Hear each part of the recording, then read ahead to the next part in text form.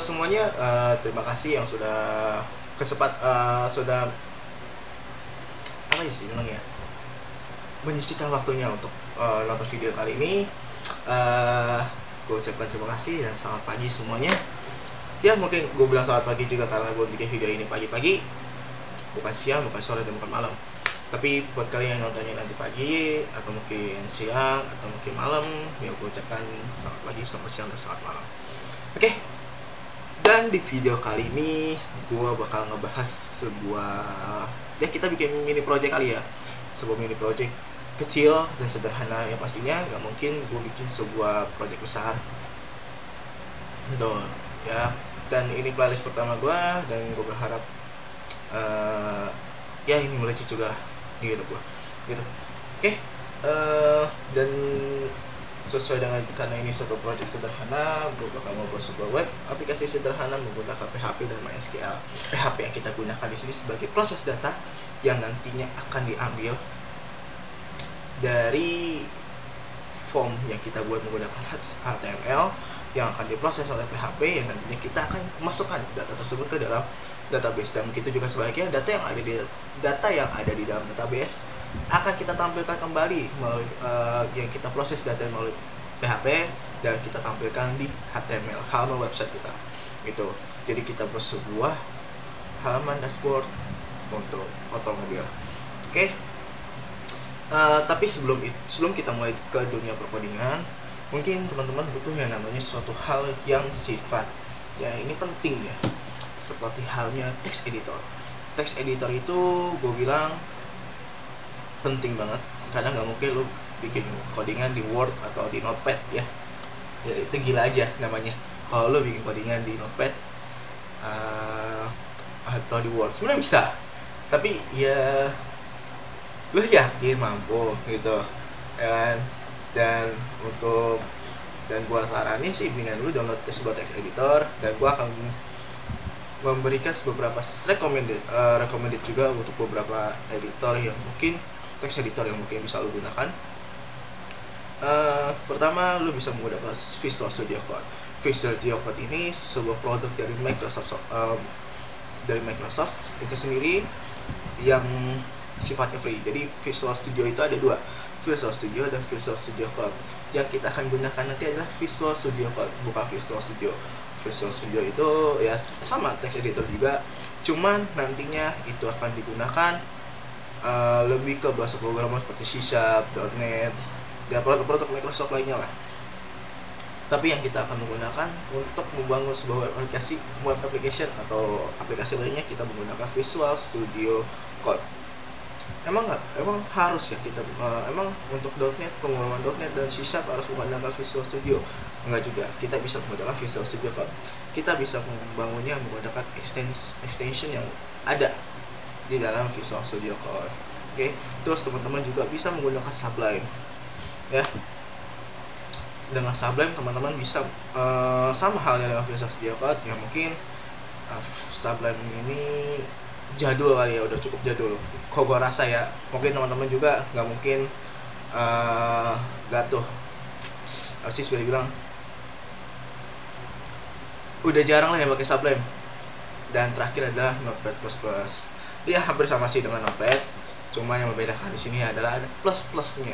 Apa sih plus-plusnya ini? Ya plus-plusnya ini emang dikhususkan untuk sebuah text editor gitu, untuk sebuah pengodingan, bukan hanya note biasa. Notepad yang kita kenal adalah sebuah note biasa yang memang dikhususkan untuk melakukan pencatatan gitu dan lain-lain. Kalau Notepad++ ya kan ada plus-plusnya, itu bisa buat ngoding juga, ada number lainnya, ada kita bisa bikin breakpoint juga gitu ya. Terus sesudah kita udah menginstal, yang pastinya kita akan membuat sebuah namanya local server. Namanya kita membangun sebuah aplikasi yang sifatnya server side, yang akan berjalan di sisi server. Ada proses datanya, ada cara inputnya, mungkin nanti kita bikin yang namanya upload gambar dan lain-lainnya, ada login sistemnya. Kita butuh namanya sebuah local server. Local server yang kita butuhkan di sini mungkin saya juga bakal memberikan dua rekomendasi. Kita bisa menggunakan Exam ataupun Logan. Kenapa gue ngerekomendasiin ini? Sebenarnya dua-duanya bagus. Lu bebas milih mau pakai Exam atau pakai Logan. Namanya sebuah local server. Ya, dan cara pemakainya pun nggak beda-beda jauh. Pertama, di dalamnya sudah ada Apache. Ya, untuk menjalankan sebuah bahasa pemrograman yang sifatnya server side, ya mungkin lo akan ketemu dengan Python atau ya server side lah ya, PHP dan lain-lainnya. Butuh namanya local server dan Exam. Mungkin ada salah satu opsi yang bisa lo gunakan nantinya gitu. Terus MySQL di dalam Apache, di dalam Exam atau Logan sudah ada MySQL. Jadi kita tidak perlu repot-repot menginstal namanya MySQL library-nya sendiri lah gitu. Kita nggak perlu download dulu MySQL-nya, terus kita konfigurasi lagi dan lain-lainnya gitu. Kita tinggal klik and start. Dan di dalam Exam sendiri pun juga sudah ada namanya HPMadmin sebagai manajemennya lah kalau gue bilang sih ya, karena di dalamnya juga kita bisa lihat apa database yang kita buat. Kita bisa delete juga di dalamnya, kita bisa insert, kita bisa buat tabel baru tanpa harus query gitu. Lu nggak perlu mikirin query-nya kayak gimana itu untuk teman-teman yang belum terbiasa dengan query gitu. Dan lu nggak perlu khawatir, mungkin kalau teman-teman yang pernah pakai MySQL CMD, nah mungkin HPMadmin adalah suatu hal yang akan buat lo ternyata SQL itu tidak serumit apa yang lo pikir gitu lah. Oke, karena kita sudah terlalu lama berbicara tentang codingan, mungkin kita bisa langsung aja ke mini projectnya. Let's go. Seperti yang lo lihat di sini, kita mempunyai sebuah mini project, yaitu project otomobil dashboard. Kita punya sebuah user yang punya tujuan untuk membangun sebuah dashboard sederhana yang terdiri dari beberapa halaman. Ya, karena sebuah sederhana, halaman juga nggak begitu terlalu banyak. Jadi yang penting si user ini minta ada halaman login, halaman register, terus bisa profile, view dari mobil yang dia punya. Ini buat tipe lagi. Terus tambah data mobil, edit data mobil, delete data mobil. Jadi ya maksudnya kita akan mengenal apa itu CRUD. Jadi untuk teman-teman yang belum tahu, CRUD itu sendiri adalah create, read, update, dan delete. Sebuah sistem pasti akan selalu namanya create, read, update, dan delete.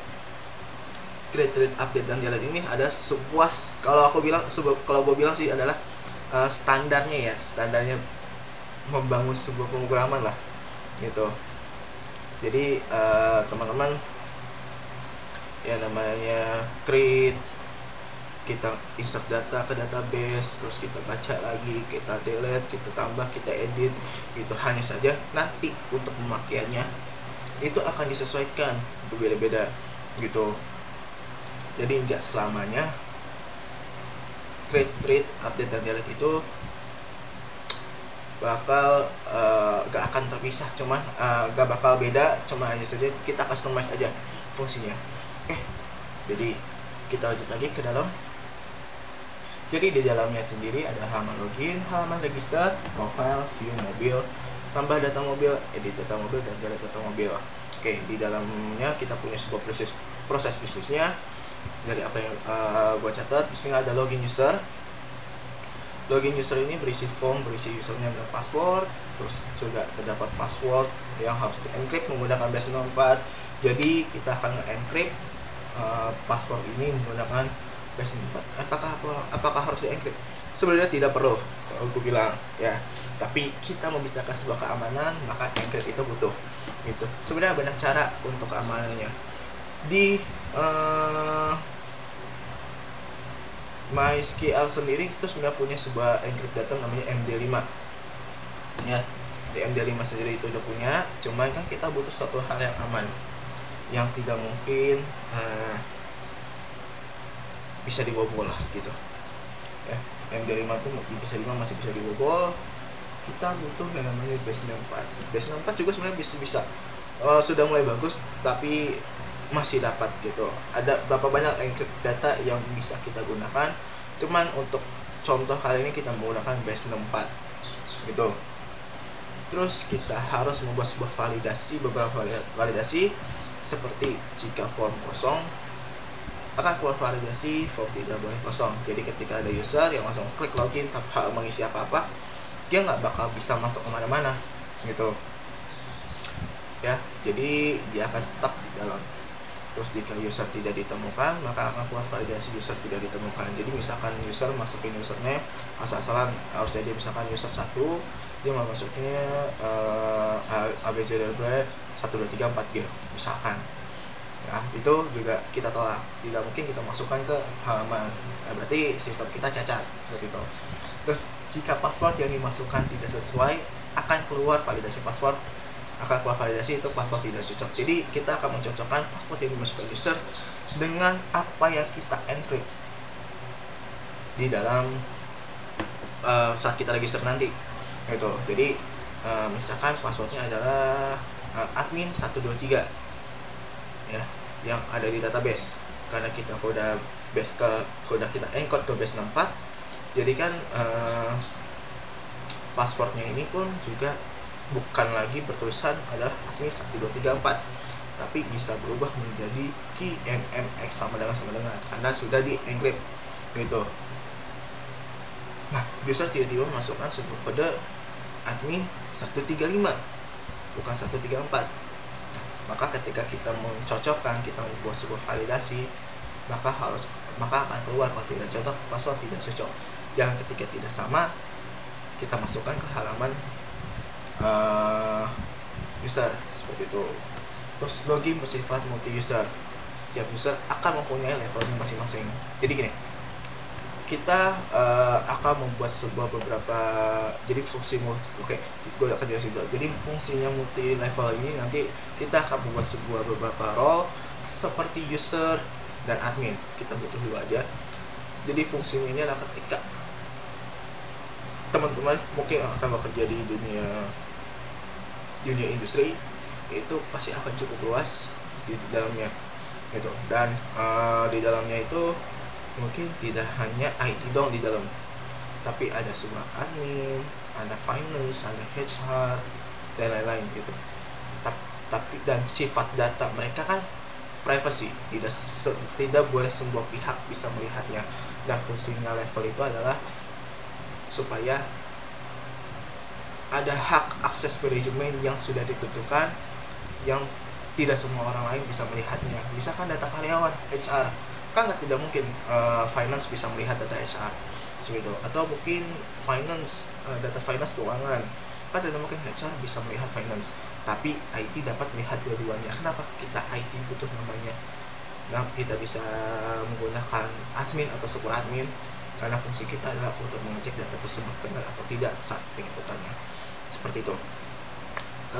Oke, kita sudah bahas tentang login user. Kita bahas lagi tentang register user. Nah, di dalam register user ini kita bakal punya sebuah form yang berisi full name, username, password, dan other password. Seperti itu, oke lah, standar ya. Kita bisa menggunakan HTML dan kawan-kawannya. Terus kita juga bisa menggunakan Bootstrap sebagai styling. Terus selanjutnya username bersifat unik. Jika ada username yang sama, akan keluar validasi username sudah digunakan. Oke. Jadi username bersifat unik ini adalah jika username itu sudah terdaftar atau sudah pernah digunakan oleh akun lain, maka username itu tidak boleh digunakan kembali. Mau itu dia sebelumnya sudah membuatnya, atau tiba-tiba dia lupa username terus dia buat lagi baru, itu kan bisa terjadi itu. Dan data ini harus bersifat unik. Misalkan saya punya misalkan gue punya username namanya user 1. Oke, gue masukin user 1, tek keluar. Terus gue log out, gue masuk lagi. Terus gue lupa password apa yang gue loginin, tiba-tiba yaudah gue register baru lagi aja sebagai opsi pilihan, kan? Oke deh, gue bikin lagi username sama, namanya sama, passwordnya sama, bla bla bla bla bla. Tapi ternyata username gue sama nih, user 1 dan user 1, kan nggak mungkin gue masukin dengan hal sama. Nanti kita bisa bikin data itu menjadi duplikat gitu. Untuk mencegah hal itu, mungkin salah satu opsinya kita bikin sebuah validasi jika username-nya sudah pernah digunakan dan sifatnya tidak unik lagi berarti atau berbeda, maka username kita tolak atau sudah digunakan seperti pesannya. Terus jika password dan lettering password tidak sesuai, akan keluar validasi password tidak sesuai. Ya ini mah bercantik aja, sebenarnya fitur itu tidak terlalu penting, biar kelihatan banyak aja, jadi gue masukin. Nah, password di encrypt menggunakan base64. Nah, jadi yang tadi aku bilang di sini kan harus di encrypt. Di sini juga password di encrypt kembali. Jadi encrypt ini solusinya adalah saat register kita sudah melakukan encryptnya dan ini kita membuat validasinya lagi dari encryptnya tersebut gitu. Terus user ya. Nah, kalau kita multi user default yang akan kita gunakan adalah untuk yang pertama kali kita ada user. Kenapa? Supaya mereka tidak langsung menjalar kemana-mana gitu. Oke, baik. Jadi kita langsung aja persiapkan dulu beberapa project. Di sini kita sudah masuk, kita ke sistem C. Nah, karena gua di sini menggunakan exam, jadi gua bisa masuk ke exam htdocs dan mungkin bisa membuat beberapa, kita buat sebuah folder baru, mungkin di sini namanya angka mobil dashboard. Oke, sip, kita bisa enter di sini.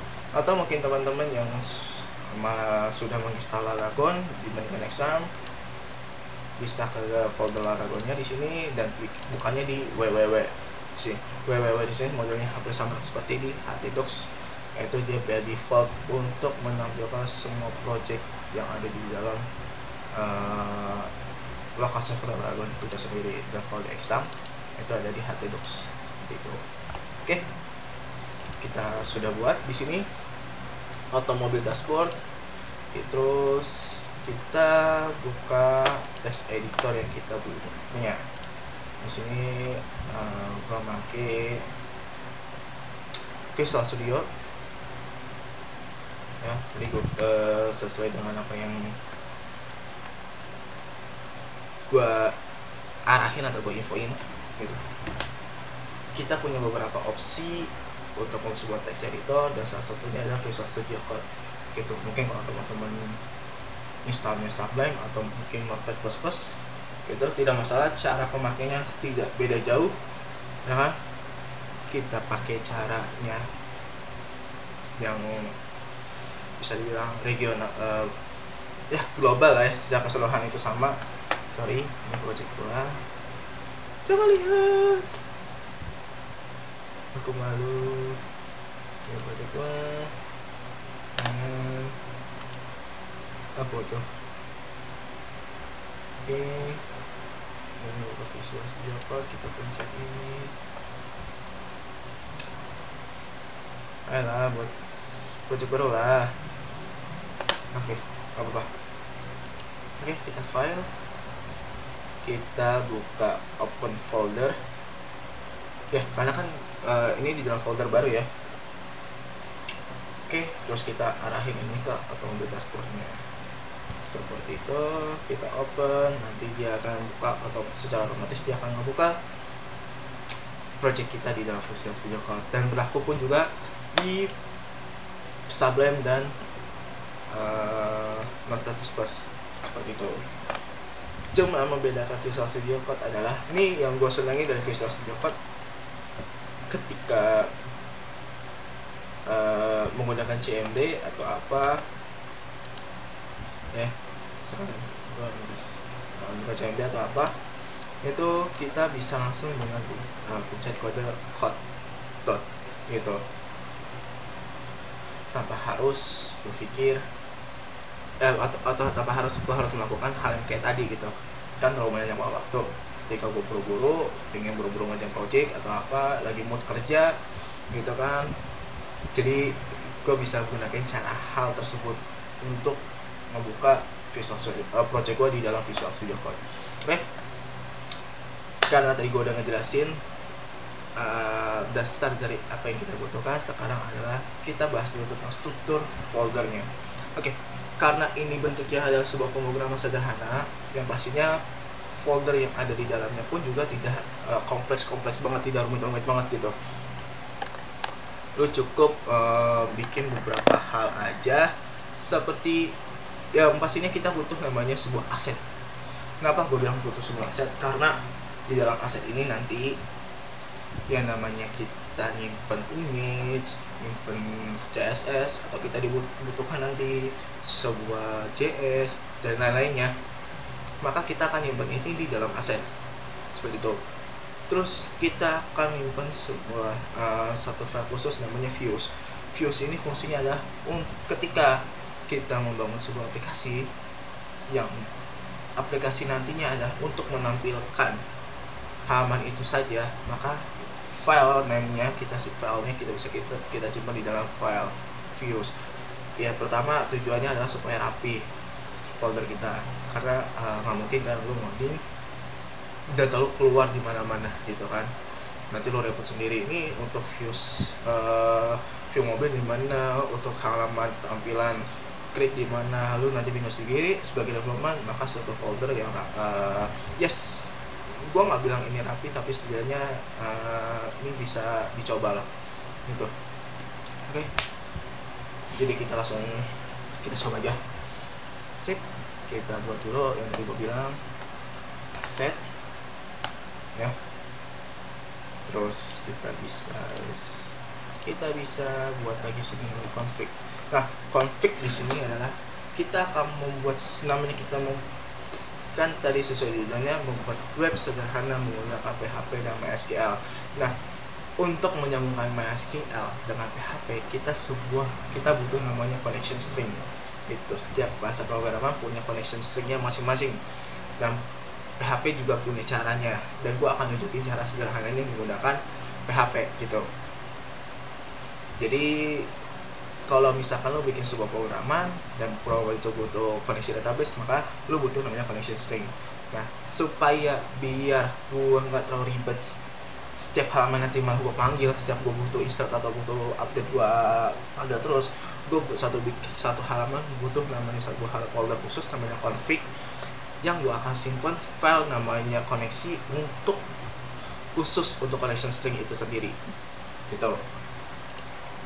Oke. Sehingga kita butuh sebuah folder satu lagi namanya views. Yang tadi gue bilang views ini khusus untuk menyimpan halaman-halaman tampilan seperti ya profile nanti kalau kita buat dan lain-lainnya gitu. Oke. Dan kita buat satu file yang khusus index. Oke. Jadi fungsinya index.php ini adalah halaman ini adalah halaman pertama kali di load ketika kita menjalankan sebuah bisa dibilang program kita lah gitu. Jadi ketika lo punya halaman login, register, dan index, maka yang akan di login, yang akan ditampilkan pertama adalah index.php nya seperti itu.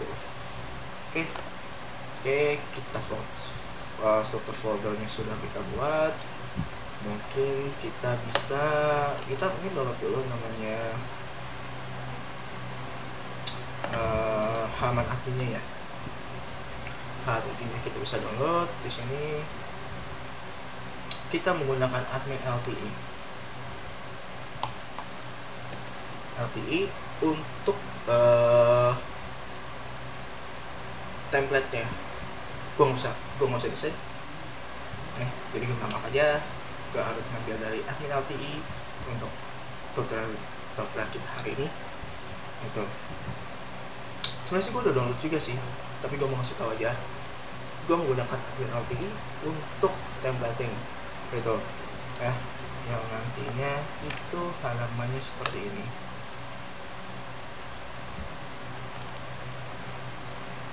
Nah, di admin LTE kita bisa langsung copy admin LTE-nya, atau ya karena gua nggak butuh, langsung copy, gua lanjut lagi ke folder gua, exam, ATUDocs, terus otomobil dashboard, asal. Nah, langsung pakai di sini. Nah, nanti sudah keluar semuanya, ya kan, baru kita mulai namanya modding. Nanti kita prepare dulu apa yang belum kita punya, kita persiapin dulu semuanya. Jika sudah, baru kita bisa namanya lanjutin ke dunia perkoding desain sendiri dari awal seperti itu. Oke, ini sudah. Nah, kalau ini udah, kita bisa lihat ke sini, kita kasih tadi. Nah, untuk halaman indeksnya bisa kita buka. Oke, ini bisa kita gunain semuanya. Oke, kita bisa langsung aja copy. Oke, Ctrl C, Ctrl F nantinya. Ctrl C, Ctrl F. Oke, kalau misalkan kita coba buka exam kita ya, karena sini gue punya htdocs, gak mungkin dong gue bukanya Aragon. Pastinya gue bukanya adalah exam gitu. Ih, ada copilot, tapi laptop gue gak kuat, ini gak mungkin gue nyalain.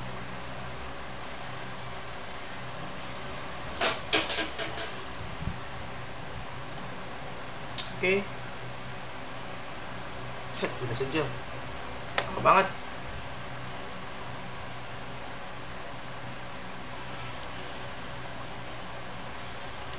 Udah, anggap aja udah jalan. Oke, tinggal bisa buka localhost ya, begini aja cukup. Nah, untuk teman-teman nanti gua kasih tahu nih caranya. Mungkin kalau teman-teman nanti akan sedikit berbeda di sini ya. Kalau gua nanti akan index of, nah seperti ini, itu paling cepat nih. Kalau gua akan nampil halamannya bakal seperti ini ya. Tapi kalau teman-teman mungkin akan sedikit berbeda di awal. Tapi gimana caranya buat halaman itu seperti ini? Kita balik lagi ke sini di dalam htdocs. Nah, di dalam htdocs ini nanti ada namanya halaman index.php. Nah, index.php-nya ini bisa kita cut ke dalam exam. Kalau gue nyimpennya di sini. Tapi kalau teman-teman bisa nih, bisa lo delete atau apa. Tapi kalau gue nyaranin mendingan lo cut aja deh gitu ke exam, dibandingkan lo delete gitu. Oke, jika sudah, maka kita bisa lihat tampilannya bakal gimana. Oke, ini admin update. Sip. Ya, setidaknya index.php kita berjalan ya sesuai dengan apa yang tadi gue bilang. Halaman pertama yang bakal berjalan itu adalah index yang pertama kali di-load oleh server adalah index.php. Itu seperti di sini. Ya. Oke, mungkin sekian dulu. Oke, video juga udah cukup lama. Ya kan? Oke, sekian dulu dari gua. Terima kasih udah nonton video ini sampai habis, dan mudah-mudahan video apa yang gua ajarin di video ini juga bermanfaat buat kalian. Dan jangan lupa untuk like dan subscribe untuk channel gua, jangan lupa untuk komen, dan kita diskusi bareng-bareng pembahasan kali ini. Mungkin ada satu dua kata yang menurut kalian salah, gua juga minta maaf. Kita sama-sama belajar. Oke? And see you again. Bye.